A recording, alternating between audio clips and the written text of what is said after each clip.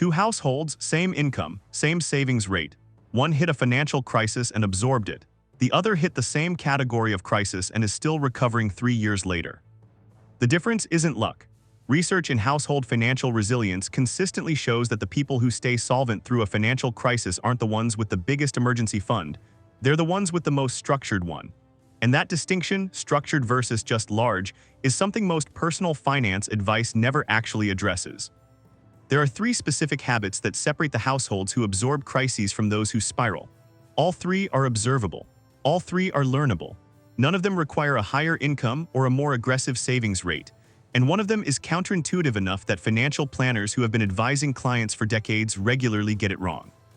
If your emergency fund is structured the way most Americans structure theirs right now, it's possible that the most expensive of these habits is already working against you, quietly, invisibly, every month. Here's the thing about how ships are engineered. When naval architects design a ship, they don't build one enormous hollow interior and fill it with cargo. They build compartments, sealed sections separated by internal walls called bulkheads. If water breaches the hull in one location, if one area floods, the bulkheads contain the damage. The flooding stays local, the other sections stay dry, the ship keeps moving. Now imagine a different ship, same size, same steel, same displacement, but built as a single interior space, no internal divisions. When water enters that hull, it doesn't stay local, there's nothing to stop it. Most Americans structure their emergency fund like the second ship. One account, one pool of money, and when a financial crisis arrives, that undivided structure floods faster than any plan can manage it. The 3 habits, the ones that actually matter, are about building bulkheads. The first habit is structural tiering. Households that stay solvent through a financial crisis don't keep their emergency savings in a single account.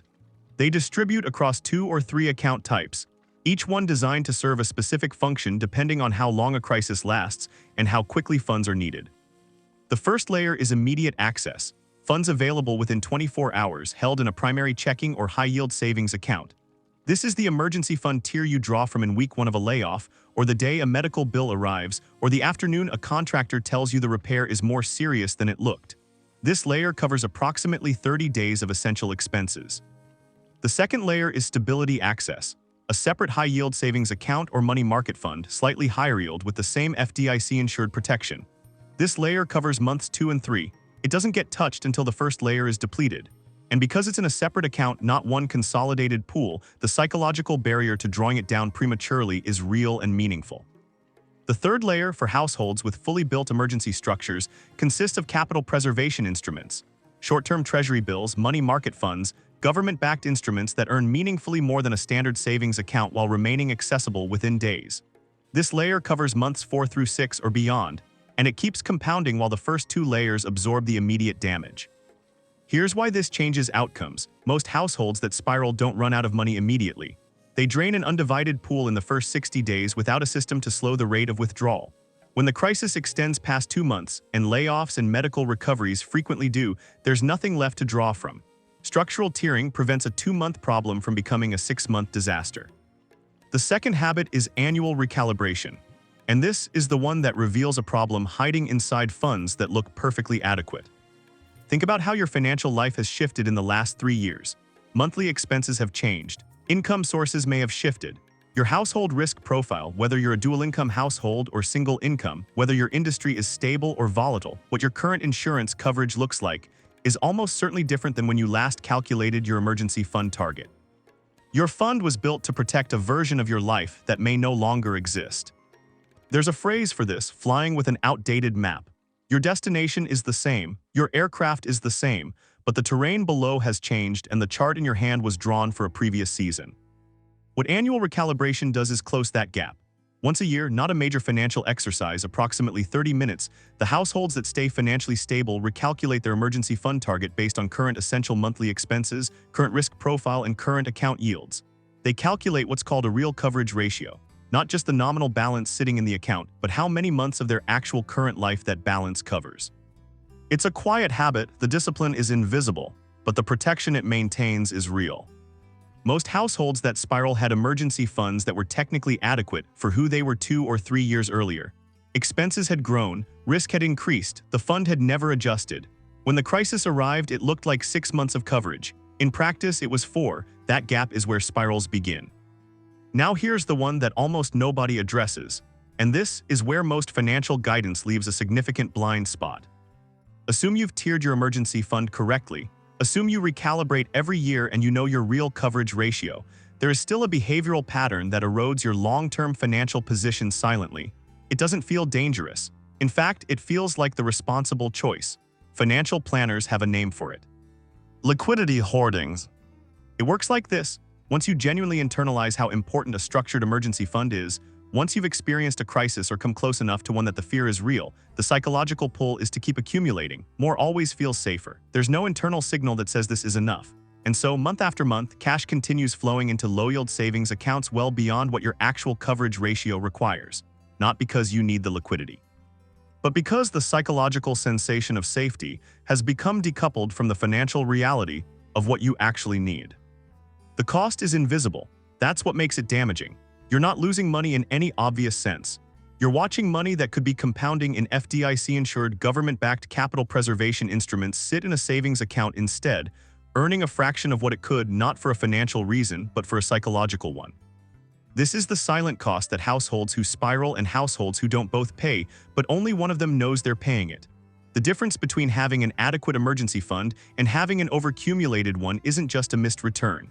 It's the compound growth that was surrendered every month for years, redirected to an account that was already full. The third habit, the counterintuitive one, is what separates these two outcomes. The households that stay financially stable don't just define a floor for their emergency fund. They define a ceiling. They decide precisely what the maximum balance is in dollars based on their real coverage ratio, their current expense profile, and their actual risk level. Once the fund reaches that ceiling, additional savings stop going into the emergency account. They redirect instead to capital preservation instruments outside the emergency structure. Short-term treasury bills, money market accounts, FDIC-insured instruments with meaningfully better yield profiles than a standard high-yield savings account. They treat enough protection as a real number, not a moving target, not a feeling, a defined ceiling that reflects their actual life and their actual financial security needs. The floor keeps them solvent when a crisis arrives. The ceiling keeps them building when it doesn't. Together, these two defined numbers, floor and ceiling, are what transforms an emergency fund from a savings balance into a functioning financial security architecture. This is what wealth managers mean when they talk about financial security architecture.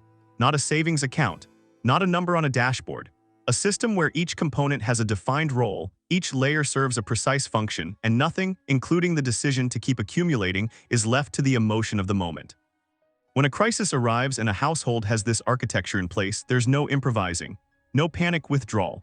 They draw from the immediate access tier first while the stability tier stays sealed.